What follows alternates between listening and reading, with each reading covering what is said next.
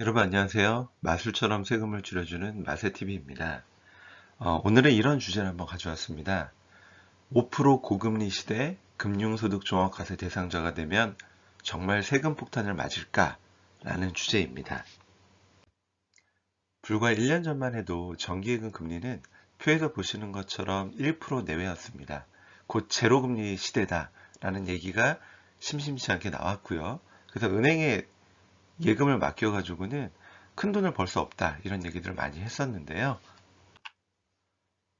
지금은 어떻죠? 네, 5% 내외 금리를 주고 있고 금리를 더 인상할 수도 있지 않나라는 생각들을 하고 있는 상황입니다. 자, 그래서 요새 많이 여쭤보는 질문이에요. 금융소득이 2천만 원을 넘으면 종합과세가 된다고 하는데 이 2천만 원을 조금만 초과해도 내가 종합과세 대상자가 돼서 정말 세금을 많이 내나요? 라는 질문을 좀 많이 하십니다. 이거는 금융소득 종합과세 계산 구조를 이해를 하시면 여러분들이 얼만큼 세부담이 늘어나는지를 확인할 수가 있습니다. 금융소득 종합과세는 다음에 산식으로 정하게 되어 있는데요. 둘 중 큰 금액으로 갑니다. 첫 번째는 금융소득이 아무리 많더라도 2천만 원까지만 14% 원천세율을 적용하고 나머지는 누진세율을 적용하는 방법. 두 번째는 금융소득 전체의 14%를 즉 원천세율을 적용하고 금융소득에 다른 소득이 있다면 그 다른 소득만 누진세율을 적용하는 방법. 이렇게 둘 중 큰 금액으로 계산하게 되어 있는데요.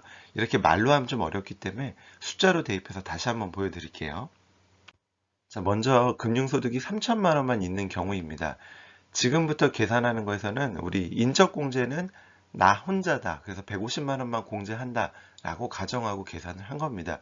추가적인 인적공제가 있다라면 더 뺄 수 있겠죠. 자, 일단 2천을 초과해서 1천만 원 정도 더 수익이 있을 때는 둘 중 큰 금액입니다.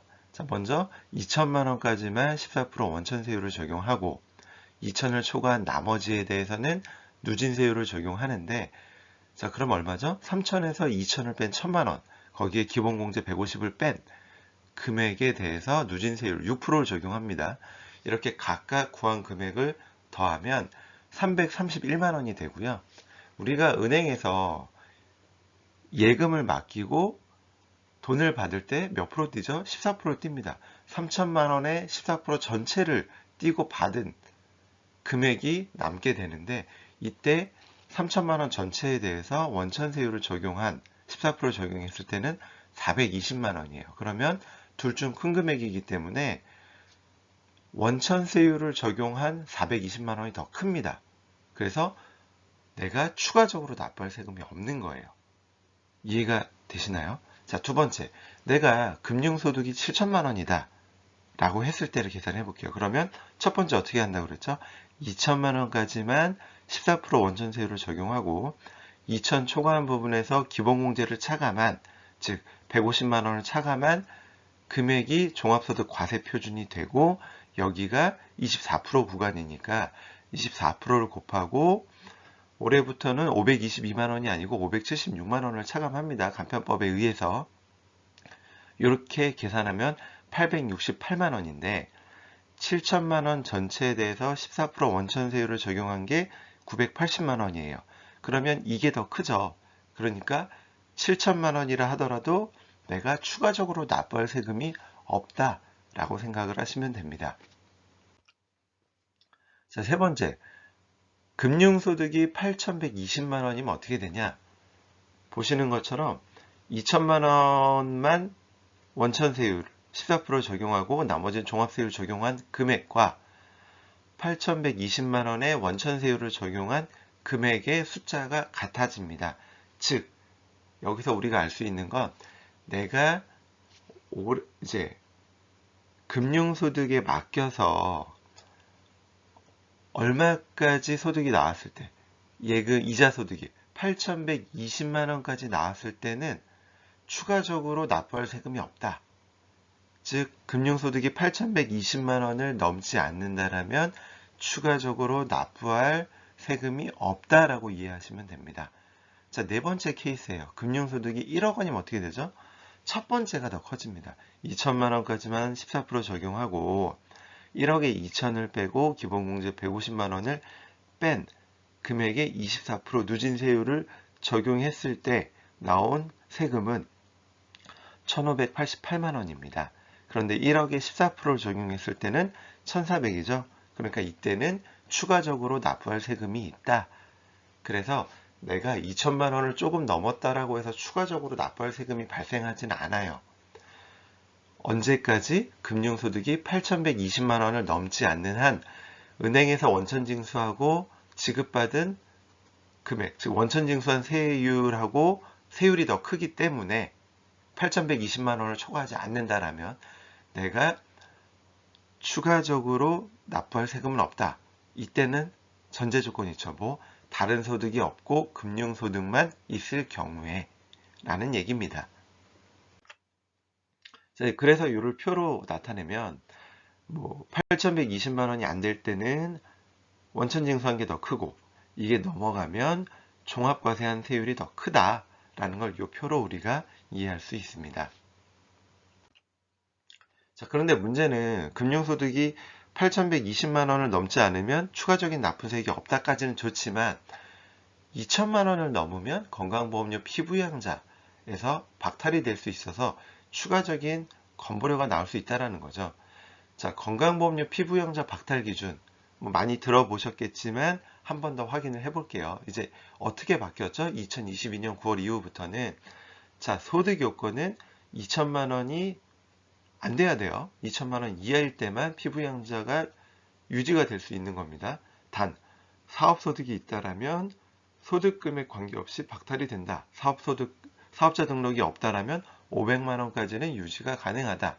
그리고 이 소득 요건은 부부 중 한 명, 그러니까 부모님 중 한 명이 소득 요건에 미충족된다. 뭐 금융소득 2천만 원을 초과한다거나 그러면 다른 한 사람이 초과하지 않더라도 부부 모두 박탈이 됩니다. 재산 요건은 종전과 동일한데 재산세 과표가 5억 4천이 이하이거나 재산세 과표가 5억 4천에서 9억 사이이면서 종합소득 금액이 1천만 원 이하인 경우에는 유지가 된다라는 거고요. 이때는 부부 중 한 명만 이 요건에 충족하지 않는다면 한 명만 피부양자에서 박탈이 된다라고 기억을 해두시면 좋습니다. 네, 이제 금융소득 종합과세가 돼도 금융소득이 8,120만 원을 넘지 않으면 추가적인 세부담은 없다라는 것까지는 우리는 알았지만 문제가 하나 더 있죠. 금융소득이 2천을 넘으면 피부양자 자격에서 박탈될 수 있다. 그러면 추가적인 건강보험료가 나올 수 있는데 자, 그러면 건보료가 얼마나 되냐? 이런 걸 좀 많이 여쭤보세요. 그래서 한번 계산을 해봤습니다.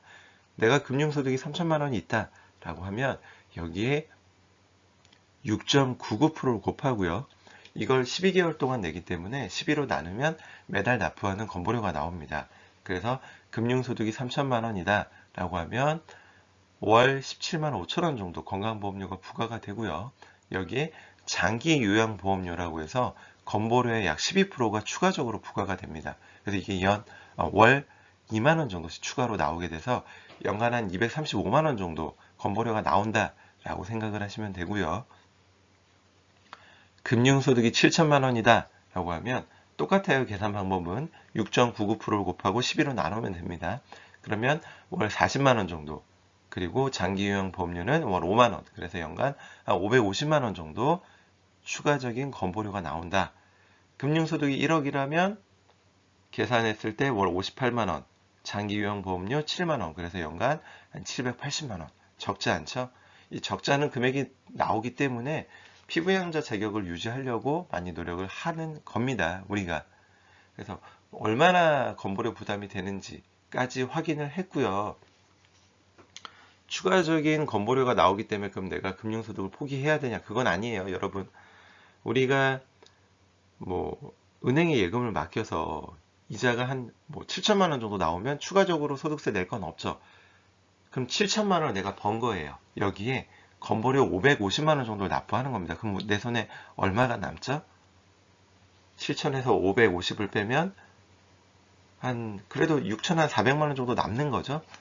남는 게 있는 겁니다. 물론 이 건보료 내는 게 정말 아깝긴 하겠지만 그렇다고 내가 순수한 수익이 줄어드는 건 아니니까 내가 피부양자 자격에서 된다 하더라도 나 금융소득만 있다라면, 그러면 이제 적극적으로 고금리 상품을 투자해서 수익을 올리는 것도 방법이 될 수 있다. 이렇게 기억을 해두시면 됩니다. 자, 추가적으로 내가 갖고 있는 재산 또는 소득을 통해서 건보료가 얼마나 나올지 궁금하시다면 건강보험공단 홈페이지에 가시면 모의계산 페이지가 있습니다. 거기에 들어가셔서 여러분이 갖고 계신 재산과 소득을 집어넣으시면 예상되는 건보료가 얼마입니다 라고 친절하게 보여주고 있으니까요. 그 사이트를 잘 활용하시면 도움이 될 것 같습니다. 자, 지금까지 고금리 시대에 금융소득 종합과세가 되었을 때 과연 세금 폭탄이 되는지, 그리고 건강보험료가 얼마나 추가적으로 나오는지에 대해서 한번 살펴봤습니다. 도움이 되셨다면 구독, 좋아요 눌러주세요. 지금까지 마술처럼 세금을 줄여주는 마술하는 세무사 마세TV였습니다. 감사합니다.